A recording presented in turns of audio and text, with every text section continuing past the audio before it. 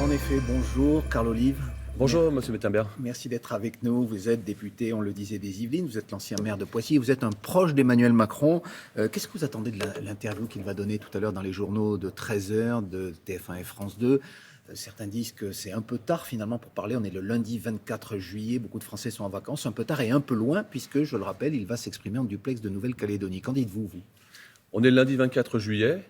Le 25 juillet, ça fait 100 jours, les fameux 100 jours dont on a beaucoup parlé, que le président de la République avait initié d'ailleurs à un 13h au mois d'avril dernier.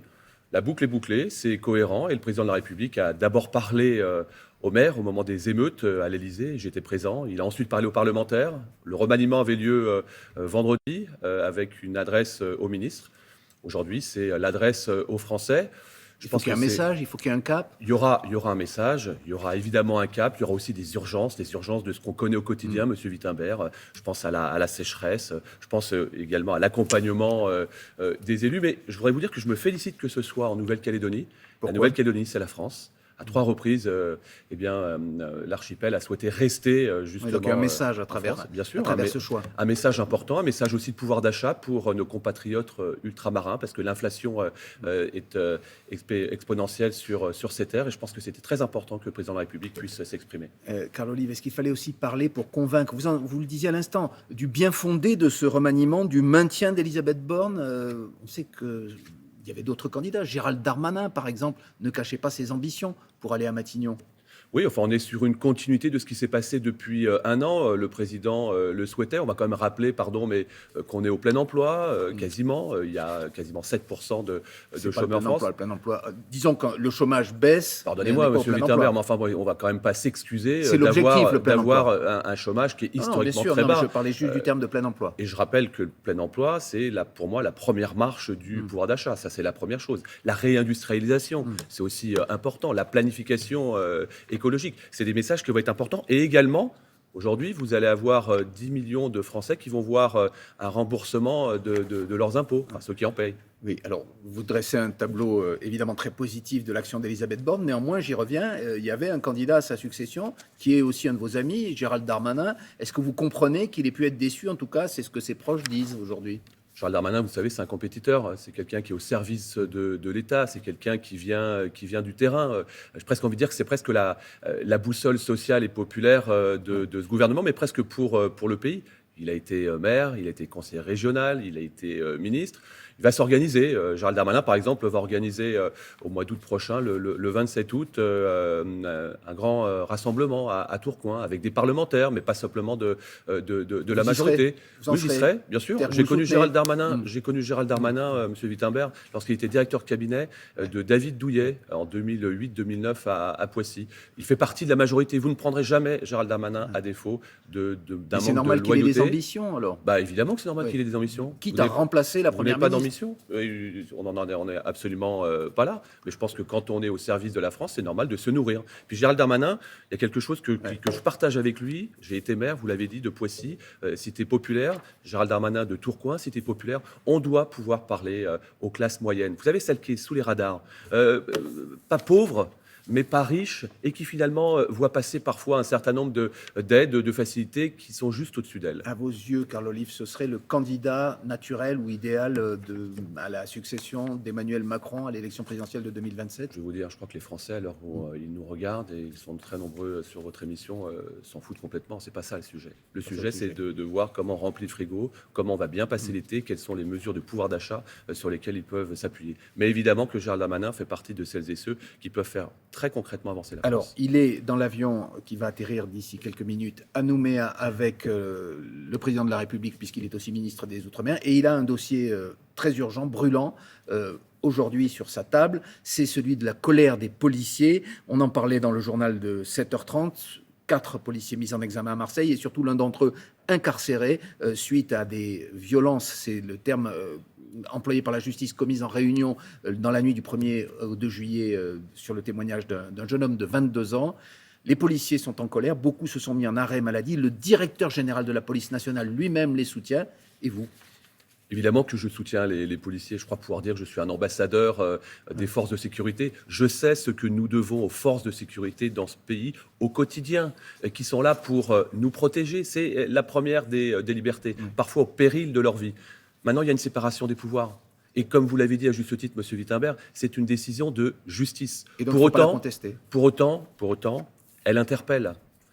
Aujourd'hui, entendre qu'un policier, alors qu'il n'y a pas encore de procès, est incarcéré de façon provisoire, s'il était en liberté surveillée, ce n'est pas un voyou.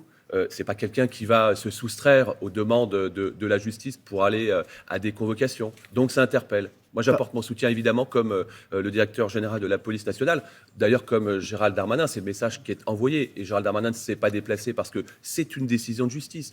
En revanche, je pense que ce n'est pas la peine de mettre la pression sur la justice. Ce n'est pas du tout le cas dans ce pays.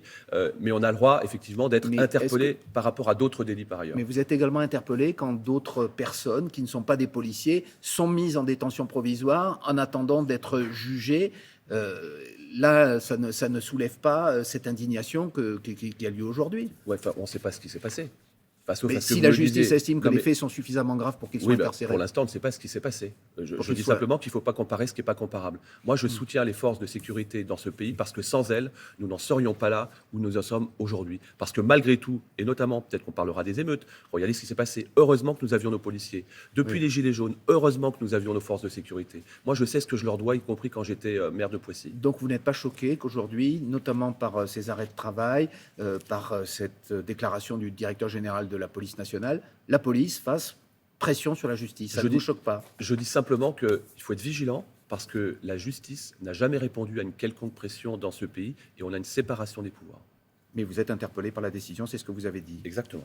On en revient effectivement aux émeutes qui ont eu lieu, puisque c'est dans le cadre de ces émeutes que ces faits ont eu lieu, puisque c'était dans la nuit du 1er au 2 juillet. Vous, à Poissy, la ville dont vous étiez maire, dont vous êtes toujours le député, cela s'est passé...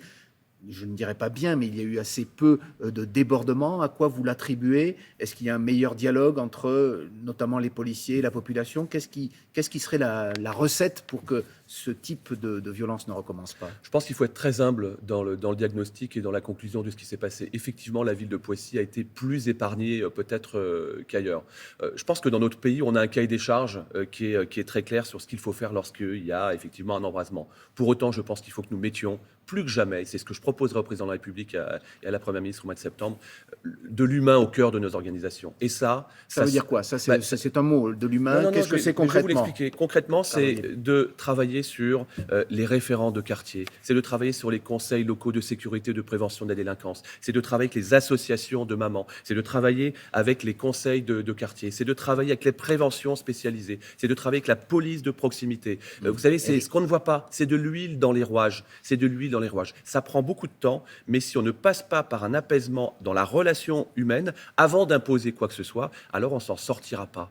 Et on a un gros travail également à faire, évidemment, avec les logements, avec de l'insertion pour les jeunes. C'est pas compliqué, on est en plein été. C'est pas compliqué d'ouvrir les écoles. Elles sont fermées actuellement. Pourquoi on n'ouvrirait pas les préaux? Pourquoi on n'ouvrirait pas les collèges et les lycées? C'est ce que je prenais pour permettre à ces jeunes de pouvoir aller taper le ballon, de faire du handball, de permettre aux petites sœurs qui encore aujourd'hui, je ne veux pas dire sont cloîtrées dans les logements pour garder les petits frères et les petites sœurs, mais c'est la réalité du quotidien. Plus d'actions sociales, plus d'actions sportives et culturelles. On a l'impression plus de relations, plus d'humains au cœur de nos organisations. On ne pourra pas apaiser le pays si simplement on décide et sur le terrain on exécute. Mais c'est ce qui se passe aujourd'hui? C'est ce qui continue de se passer, même si ça change. Malgré 6 années de présidence d'Emmanuel Macron que vous soutenez. Oui, mais attendez, on part de loin. Hein. Il y avait 300 millions qui avaient été injectés dans les quartiers. Il y en a 500 millions aujourd'hui. L'ANRU, l'Agence nationale de rénovation urbaine, c'était 5 milliards, c'est passé à 12 milliards. Donc ce n'est pas simplement qu'une équation financière. Il nous faut véritablement, encore une fois, apporter de l'huile dans les rouages et faire de la relation humaine l'alpha et l'oméga de ce que nous souhaitons faire, à la fois pour nos quartiers, mais je dépasse les quartiers parce qu'il n'y a pas simplement que les quartiers qui s'embrasent. Je voudrais juste dire, M. Wittenberg, que c'est 2% dans les quartiers qui polluent le quotidien de l'immense majorité des Français qui se comportent bien. Mais eux, on leur fait pas de cadeaux. C'est les réponses profondes qu'a promis Emmanuel Macron à cette crise et dont vous allez lui parler. Et qui se sont passées, pardon de le dire, mais les émeutes, pourquoi elles se sont aussi, entre guillemets, mieux passées que des embrasements avant? C'est bien parce qu'il y avait une réponse ferme. Mieux ferme. passé, Oui, tout est relatif. Oui, je suis complètement d'accord avec vous, pardon. C'est un mauvais mot. Mais en tout cas, ce qui s'est passé, c'est qu'on a une réponse ferme et réactive de la justice. Et j'espère que ces sanctions qui étaient beaucoup plus fermes qu'auparavant, ce qui était une exception, va devenir la règle, parce que c'est ce qu'attendent les Français. On vous a entendu ce matin. Merci beaucoup, Carl Olive, député Renaissance des Yvelines. Et c'est la suite de Télématin. Merci. Merci beaucoup à tous les deux et belle journée.